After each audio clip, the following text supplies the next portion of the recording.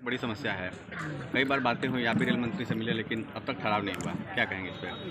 देखिए, एकमा की हर सुख सुविधा की चिंता आज नवनिर्वाचित हमारे जो जनप्रतिनिधि वार्डों से जीते हैं वह भी करेंगे।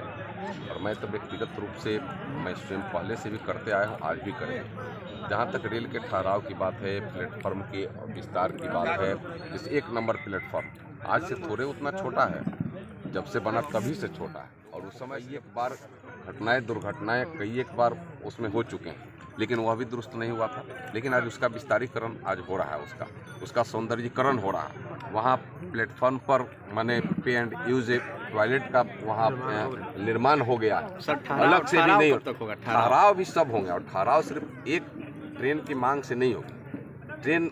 जितने ट्रेन आ रहे होंगे और सारे ट्रेनों को अगर ठहराव में कहीं बहुत बड़ी असुविधा नहीं होगी, तो मेरा प्रयास है कि जो ट्रेनें जो लोग, चाहे पाटलिपुत्रा की बात हो, चाहे अवध असम की बात हो, अन्य कुछ ट्रेनों की बात हो, बरौनी कानपुर की बात लोग करते रहते हैं, अमरपाली की बात हो, तो मैंने सबकी चर्चा किया है। मैंने रेल मंत्री से कि इसको तो मैंने इतना चर्चा किया है और आग्रह किया है, दबाव के साथ आग्रह किया है कि इसको 1 नंबर प्लेटफॉर्म के रूप में आप विकसित करें एकमा को।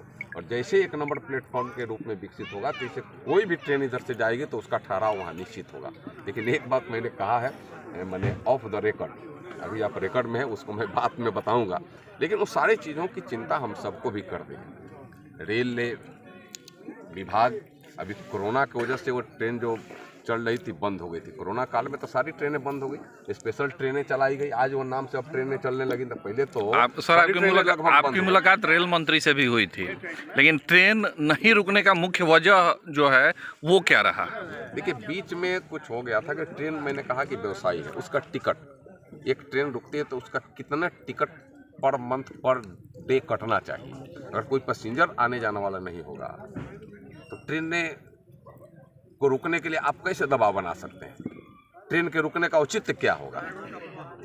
यह एक बड़ा कारण उसके जो वाणिज्यिक विभाग है ना, उसका आकलन कर करके दिया था। लेकिन मैंने उसको भी पटा छिप के मैंने कहा कि वह सारी बातें छोड़ दीजिए, क्या पैसा आया क्या नहीं आया, आगे आएगा, इसकी मैं और वहाँ के लोग इसकी गारंटी ले रहे हैं कि आगे वहाँ लोग अगल बगल के लोगों को भी जागरूक करेंगे। जिसे हम सीजनल टिकट बनाते हैं, बाहर से रिजर्वेशन कराते हैं, जिसकी हमने चर्चा किया, हम एकमा से कराएंगे, एकमा का राजस्व बढ़ जाएगा।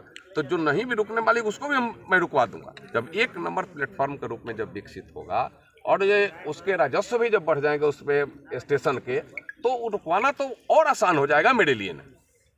और मैं मजबूती से वहाँ बात करूंगा। और आज मैं बात करता हूं तो मेरे सामने रिकॉर्ड आता है कि इस दिन का इतना, इस दिन का इतना, इस दिन का इतना, तो उस समय हम लोगों को देखना पड़ता है। वो तो रिकॉर्ड की बात रहती है ना, तो हम लोग ऐसे जानते हैं कि कितना नहीं बहुत कट रहा है, तो उसके बाद तो रिकॉर्ड है कि आज 1 तारीख को कितना कटा, 2 को कितना कटा, 3 को कितना कटा। राजस्व एक बड़ी समस्या है। राजस्व एक बड़ी समस्या किसी के लिए, कोई भी व्यवसाय अगर करता होगा तो राजस्व उसके लिए बड़ी समस्या होती है। कोई अगर दुकान कर दे और उसका चले नहीं तो कितना दिन दुकान चलाएगा खोल कर रखेगा, जरा बता दीजिए। हम अपने पर लेकर करते हैं, लेकिन इसकी हमने आज यहाँ आग्रह किया है, सबसे पहले भी आग्रह किया है। लेकिन अभी तत्कालिक जो ट्रेनें रुकने वाली हैं उसमें अभी तत्काल उसमें कोई बाधा नहीं होने वाला है।